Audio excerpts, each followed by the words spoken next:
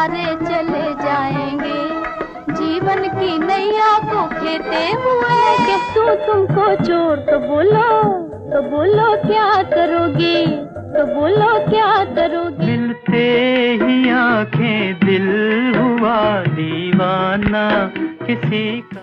बॉलीवुड के सदाबहार romantic hero रहे देव आनंद को इंडस्ट्री का सबसे जेंटलमैन कहा जाता था।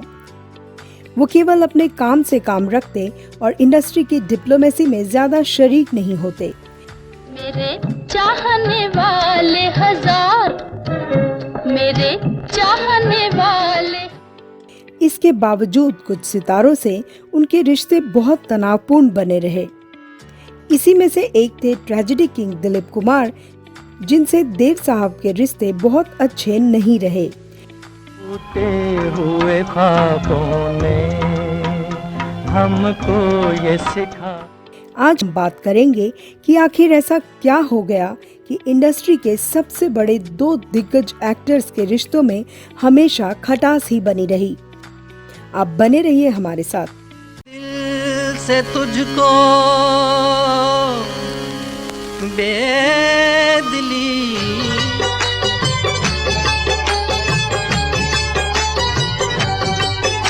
टूटे हुए ख्वाबों ने हमको ये सिखा। सिनेमा जगत के दो दिग्गज एक्टर दिलीप कुमार और देव आनंद के रिश्ते कभी मधुर नहीं रहे। दोनों ने साथ में सिर्फ एक ही फिल्म इंसानियत में काम किया और इसके बाद दोबारा देव साहब ने कभी भी दिलीप कुमार के साथ काम ना करने की कसम खाई। मैं चोरी चोरी आऊं और दिल में तेरे बस जाऊं, और दिल में तेरे बस जाऊं। लेकिन दिलीप कुमार ने ऐसा क्या कर दिया था कि देव आनंद उन्हें कभी माफ नहीं कर पाए और दोनों की दुश्मनी ताउम्र चलती रही। दोनों के रिश्ते इतने खराब थे कि देव आनंद ने साथ में फिल्म करना तो दूर, दिलीप कुमार से कभी बात तक नहीं की और पूरी जिंदगी बड़े ही शिद्दत से दुश्मनी निभाई।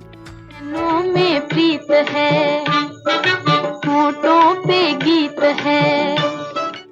आज के हमारे खास पेशकश में हम आपको बताएंगे कि ऐसा क्या हो गया था कि दोनों में 36 का आंकड़ा रहा। आप देखते रहिए हमारा ये खास एपिसोड। आगे बढ़ने से पहले आपसे रिक्वेस्ट है कि हमारे चैनल को सब्सक्राइब करना ना भूलें।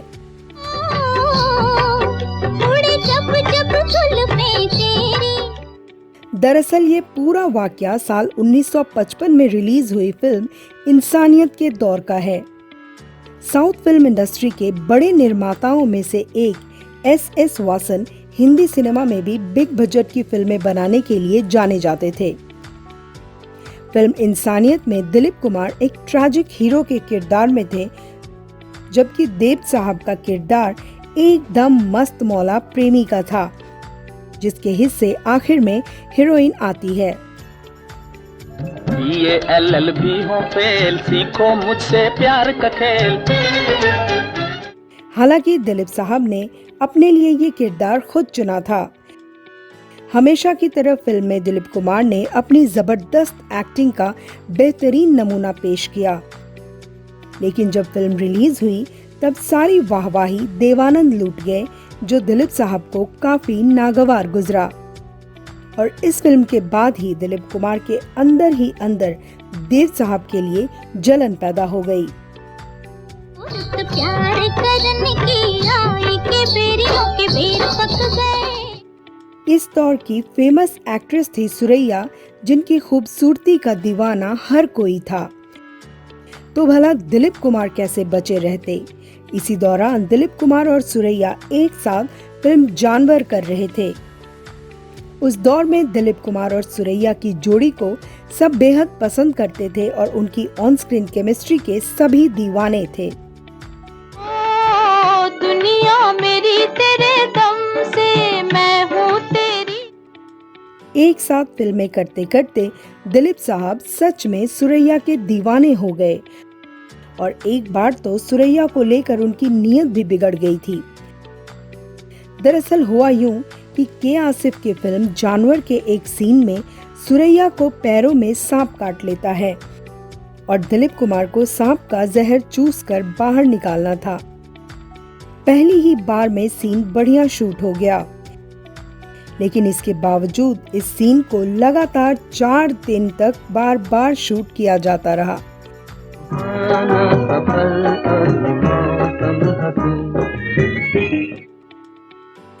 शुरुआत में सुरैया ने कोई नानुकुर नहीं की, लेकिन बाद में वो समझ गई थी कि दिलीप कुमार निर्देशक के साथ मिलकर ये सब कर रहे हैं और उनको दिलीप कुमार की नीयत कुछ सही नहीं लगी। आखिरकार सुरैया ने उस सीन को बार बार रीटेक देने से मना कर दिया और बिना बताए सेट छोड़कर निकल गई। इसके बाद के आसिफ ने फिल्म को ठंडे बस्ते में डाल दिया। ये मेरा दीवानापन है। ये सारी बातें जब देव साहब को मालूम हुई तो वो बहुत गुस्सा हुए, क्योंकि सुरैया देव साहब से प्रेम करती थी। देव साहब और सुरैया के अंतरजातीय प्रेम का मामला फिल्म इंडस्ट्री में चर्चा का विषय बना हुआ था। कभी डाल इधर भी फेरा, कभी डाल इधर भी फेरा। कहा जाता है कि इंडस्ट्री के बड़े मुस्लिम फिल्म मेकर्स, जिसमें महबूब खान, के आसिफ और नौशाद शामिल थे, वो नहीं चाहते थे कि सुरैया और देव आनंद की शादी हो। इस घटना के बाद इस मुहिम में दिलीप कुमार भी शामिल हो गए और सब लोगों ने मिलकर सुरैया की नानी को देव साहब के खिलाफ भड़काना शुरू कर दिया। दूर देश में जाके एक नई पतंग मंगा के जी, एक नई पतंग मंगा के। सुरैया की नानी ने देवानंद के घर आने पर पाबंदी लगा दी। हालांकि सुरैया की मां देव साहब को बेहद पसंद करती थी, लेकिन घर में सुरैया की नानी का हुक्म चलता था और वो एक हिंदू मुस्लिम की शादी के पक्ष में नहीं थी। कहा जाता है कि उनकी नानी को फिल्म में देवानंद के साथ दिए जाने वाले रोमांटिक दृश्यों से भी आपत्ति थी और वो दोनों की मोहब्बत का खुलकर विरोध करती थी। ही न आ जाए कहीं आँखों में आंसू। आखिर एक दिन सुरैया की नानी ने देवानंद का सुरैया से फोन पर बात तक करना भी बंद करवा दिया। उन्होंने देवानंद को सुरैया से दूर रहने की हिदायत दी और पुलिस में शिकायत दर्ज करने की धमकी तक दे डाली। नतीजतन दोनों ने परिवार के दबाव में अलग होने का फैसला कर लिया। अब किससे करूं मैं प्यार, मुझे तो माफ करना। इसके बाद दोनों ने साथ में फिल्में करनी भी छोड़ दी। वहीं सुरैया ने पूरे जीवन किसी से शादी नहीं की और इस तरह दो प्रेमी देवानंद और सुरैया हमेशा के लिए एक दूसरे से अलग हो गए। दिलीप कुमार का ये कारनामा देवानंद को पूरी उम्र टीसता रहा। उन्होंने दिलीप कुमार को कभी माफ नहीं किया और एक साथ फिल्म करना तो छोड़िए, देव साहब उनसे इतनी नफरत करने लगे कि फिर कभी बात तक नहीं की।